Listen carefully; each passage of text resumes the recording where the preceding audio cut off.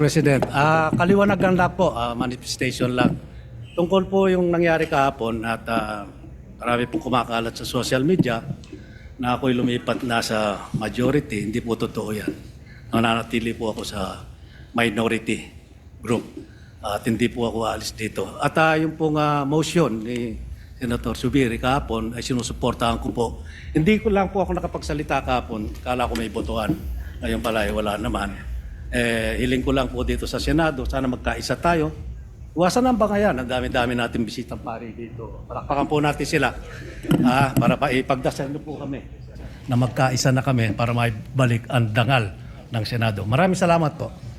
Mr. President, Senator Pia Cayetano. I'd just like to comment. Gusto ko lang magpasalamat kay Senator Lito Lapid na kahit na magkaiba na tayo ng partido, I think we are batchmates, so magkasama kami since 2004. So majority, minority, buwan-buwan nagpapadala pa rin siya sa akin ng Maha Blanca at Suman. Maraming salamat po. Po kasi malaman mo na mahal kita.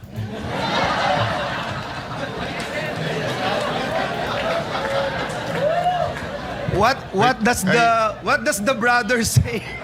No, I am trying to figure out bakit Maha Blanca ang binibigay sa kanya samantalang sinabi ko na kay Kuya Lito Lapid na ako'y umiinom na ng maintenance medicine para sa kolesterol pero sisig pa rin ang dinadala niya para sa akin.